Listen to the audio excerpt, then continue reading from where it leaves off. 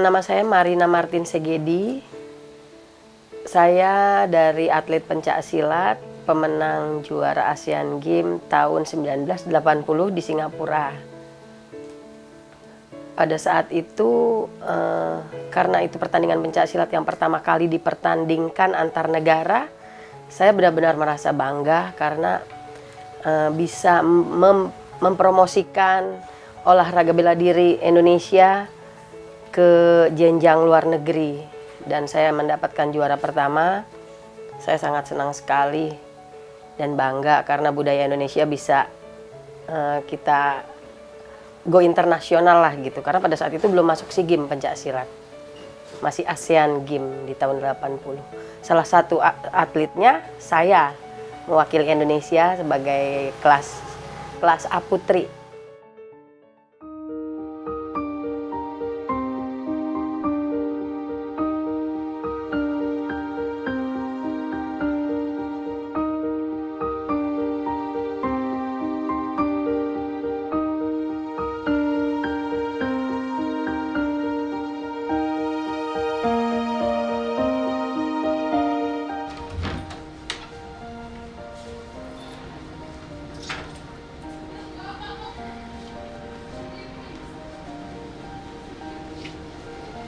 Mi, tutup Mi, pintunya Mi.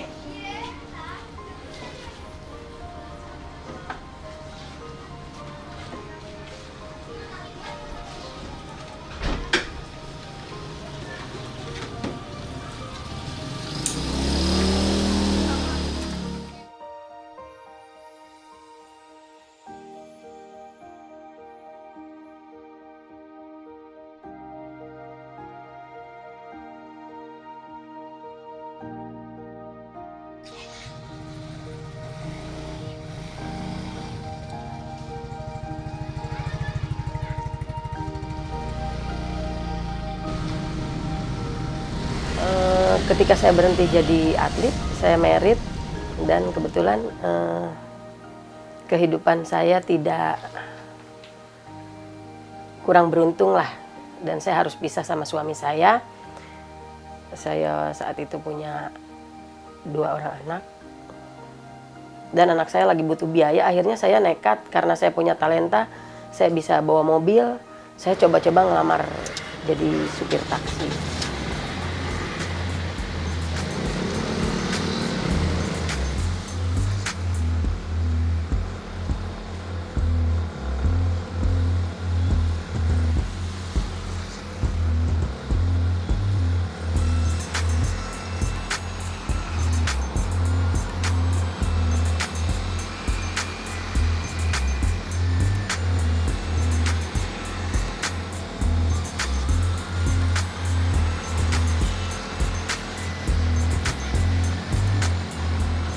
Itu berawal tahun 89. Saya bawa taksi pertama. Sekitar 3 tahun saya bawa taksi sampai tahun 92. Dan tahun 92 saya mengenal salah satu pejabat dari penumpang taksi saya juga, seorang bupati di Sulawesi sana. Saya kerja juga ke Sulawesi. Ternyata ibu saya sakit-sakitan selama saya di Sulawesi, dan saya harus kembali ke Jakarta. Saya juga bingung mau kerja apa lagi. Saya coba lagi dagang, jual sembako, jual makanan matang di rumah untuk biaya anak sekolah, anak-anak saya sekolah. Sampai akhirnya nggak beruntung juga kayaknya di bidang jualan. Akhirnya saya bawa taksi lagi. Saya bawa taksi lagi di tahun 2010. Nah, kebetulan ada salah satu penumpang saya namanya Pak Karsono.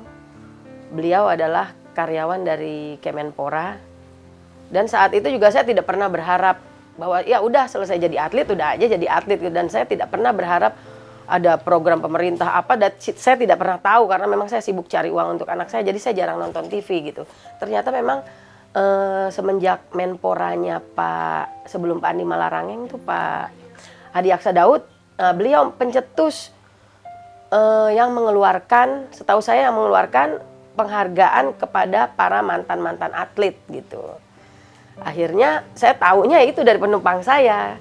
Pak Karsono rupanya lihat-lihat buletin di perusahaan taksi saya.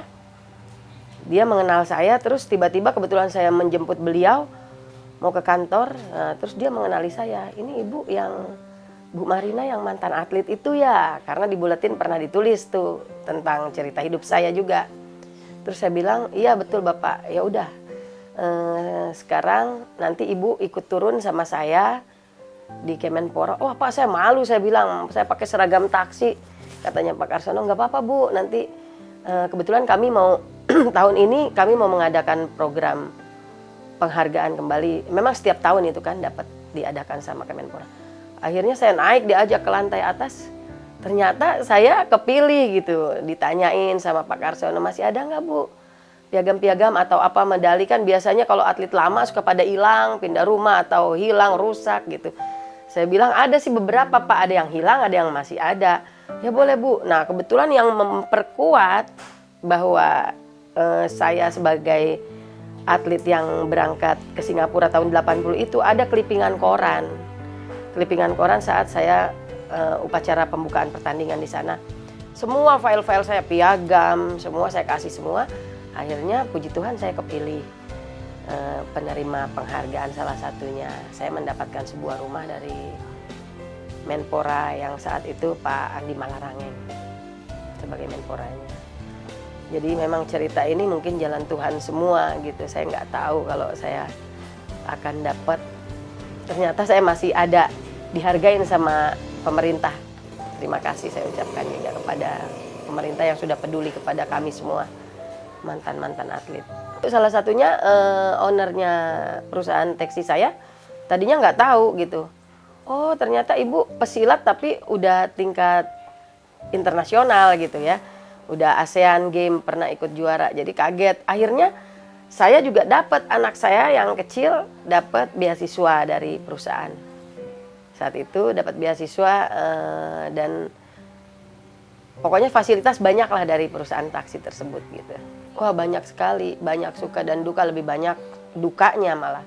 Satu di Jakarta kan kondisinya udah semakin parah ya, macetnya, belum penodongannya.